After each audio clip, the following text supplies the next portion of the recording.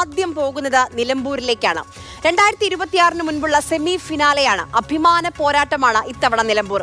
PV Anwar പിടിച്ചെടുത്ത കോട്ട അൻവറിലൂടെ വീണ്ടെടുക്കാൻ UDF-ഉം അൻവറിന്റെ ഇറങ്ങിപ്പോക്കും വിവാദങ്ങളും രാജ്യമൊന്നും ഒരു തരത്തിലും ബാധിച്ചില്ലെന്ന് തെളിയിക്കാൻ ഇടതുപക്ഷവും രംഗത്തുണ്ട്. ചുരുക്കത്തിൽ പ്രസ്റ്റീജ് ഇഷ്യൂ ആണ് ഇത്തവണ നിലമ്പൂർ രണ്ട് മുന്നണികൾക്കും. നമുക്ക് ആദ്യം 3 മുന്നണികളുടെയും BJP-യും മത്സര രംഗത്തുണ്ട്. 3 മുന്നണികളുടെയും സ്ഥാനാർത്ഥി സാധ്യതകളൊന്ന് വളരെ പെട്ടെന്ന് പറഞ്ഞു പോകാം. ആദ്യം കോൺഗ്രസിലേക്ക് വന്നാൽ കോൺഗ്രസിന്റെ തെരഞ്ഞെടുപ്പിന്റെ ചുമതല ഏൽപ്പിച്ചിരിക്കുന്നത് വണ്ടൂർ MLA ആയ AP അനിൽകുമാറിനാണ്. നമ്മൾ ഈ കാണുന്നത് പോലെ ഏറ്റവും പ്രഥമ പരിഗണന, ഏറ്റവും പ്രധാനമായും കേൾക്കുന്ന പേര് അത് DCC പ്രസിഡന്റായ VS ജോയിയുടേതാണ്. ജോയുടെ പേരാണ് ഏറ്റവും പ്രഥമ പരിഗണന എന്ന് പറയുമ്പോൾ PV അൻവർ MLA സ്ഥാനം രാജിവെച്ചതിന് ശേഷമുള്ള ആദ്യത്തെ വാർത്താ സമ്മേളനത്തിൽ തന്റെ പിന്തുണ അത് VS ജോയ്ക്കായിരിക്കുമെന്ന് പ്രഖ്യാപിച്ചു കഴിഞ്ഞിരുന്നു. VS ജോയ് മത്സരിച്ചാൽ വലിയ ഭൂരിപക്ഷത്തിൽ ജയിക്കുമെന്നും PV അൻവറിന്റെ പ്രഖ്യാപനം നമ്മൾ കേട്ടതാണ്. മറ്റൊരു മുഖമുള്ളത് KPCC സെക്രട്ടറിയായ ആര്യാടൻ ഷൗക്കത്തിൻ്റെതാണ്.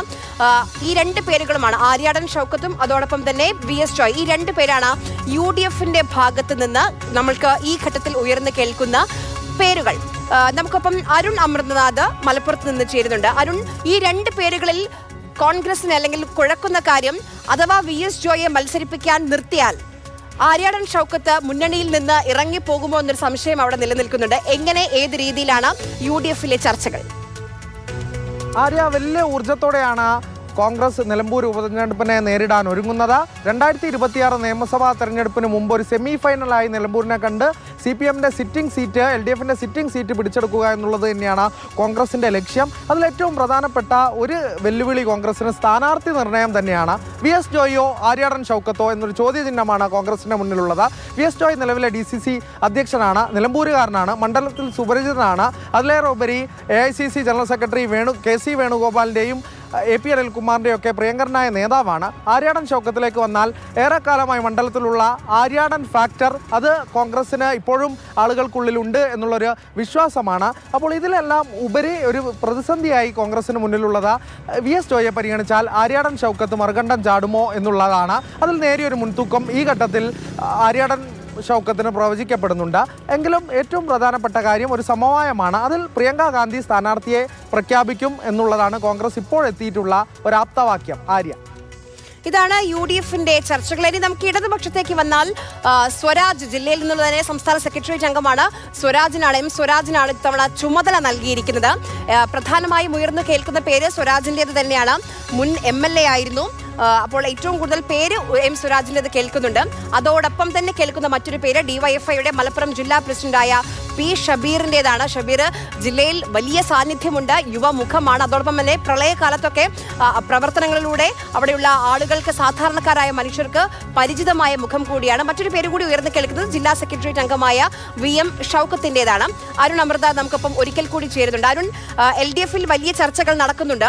പക്ഷേ ഇപ്പോഴും ഒരുപക്ഷെ LDF ആര്യാടൻ ഷൗക്കത്ത് ഒരുപക്ഷെ ഇങ്ങോട്ട് വന്നേക്കാം. അങ്ങനെയാണെങ്കിൽ ഒരു ഇടത് സ്വതന്ത്രൻ എന്ന രീതിയിൽ ആലോചനകളുണ്ടോ? ആര്യ, CPM-നെ സംബന്ധിച്ച് തുടക്കം മുതൽ തന്നെ ഉയർന്നു കേൾക്കുന്ന പേര് അത് സംസ്ഥാന സെക്രട്ടേറിയറ്റ് അംഗം M സ്വരാജിൻ്റേതാണ്. മത്സരിക്കാനില്ല എന്നൊരു വ്യക്തിപരമായ നിലപാട് സ്വരാജിനുണ്ടെങ്കിൽ പോലും പാർട്ടി അണികൾക്കിടയിൽ നിന്ന് വലിയ ഒരാവശ്യം ഉന്നയിക്കുന്നുണ്ട്. സ്വരാജ് വരണം, പ്രമുഖനായ സ്ഥാനാർത്ഥി മണ്ഡലത്തിൽ ഇറങ്ങണം എന്നുള്ളത്. അതിലും അപ്പുറത്തേക്ക് CPM പരിഗണിക്കുന്ന പേരുകളിൽ ചിലത് P ഷബീറിൻ്റേതാണ്. P ഷബീർ DYFI ജില്ലാ സെക്രട്ടറിയാണ്, മണ്ഡലത്തിൽ സുപരിചിതനാണ്, സജീവമായ ഒരു യുവമുഖം കൂടിയാണ്. ഒപ്പം തന്നെ VM ഷൗക്കത്തിൻ്റെ പേരും ഉയർന്നു കേൾക്കുന്നുണ്ട്. ഈ 2 പേരുകളിലും CPM പരിഗണിക്കുന്നത് പാർട്ടി ചിഹ്നത്തിൽ പാർട്ടി വോട്ടുകൾ കൃത്യമായി പോൾ ചെയ്യപ്പെടും എന്നുള്ളത് തന്നെയാണ്. ഒപ്പം തന്നെ മലപ്പുറത്തിൻ്റെ ഒരു ശൈലി അനുസരിച്ച് CPM കാലങ്ങളായി സ്വതന്ത്ര സ്ഥാനാർത്ഥിയെ പരിഗണിക്കുന്നത് അത് ചിലപ്പോൾ നിലമ്പൂരിലും കണ്ടേക്കാം എന്നൊരു സൂചനയും അഭ്യൂഹവും ഉണ്ട്. എന്നിരുന്നാലും CPM കൃത്യമായ ഒരു പഠനത്തിൽ കൂടിയാണ് ഈ ഘട്ടത്തിൽ ഉള്ളത്. ഇനി എന്തായിരിക്കും ആ ഒരു തന്ത്രം എന്നുള്ളത് നമുക്ക് തെരഞ്ഞെടുപ്പ് പ്രഖ്യാപനത്തിന് പിന്നാലെ തന്നെ കണ്ടറിയേണ്ടതാണ്. എങ്കിലും ഇത്തരത്തിലാണ് CPM-ന്റെ നിലവിലുള്ള കണക്കുകൂട്ടലുകൾ. പക്ഷത്തിന്റെ ആലോചനകൾ ഈ ഘട്ടത്തിലുള്ളത്. ഇനി നമുക്ക് BJP-യിലേക്ക് വന്നാൽ ഏറ്റവും BJP മത്സര രംഗത്തുണ്ടെന്ന് മാത്രമല്ല വലിയ ചർച്ചകൾ, പ്രത്യേകിച്ച് ഇപ്പോൾ വെള്ളാപ്പള്ളി നടേശന്റെ ഈ മലപ്പുറം വിവാദത്തിനൊക്കെ ശേഷം വലിയ ചർച്ചകൾ സ്ഥാനാർത്ഥി നിർണയവുമായി ബന്ധപ്പെട്ട് നടക്കുന്നുണ്ട്. ഏറ്റവും പ്രധാനമായും ഉയർന്നു കേൾക്കുന്ന പേര് അത് ഷോൺ ജോർജിന്റേതാണ്. ഷോൺ ജോർജ് BJP-യുടെ സംസ്ഥാന സമിതി അംഗമാണ്.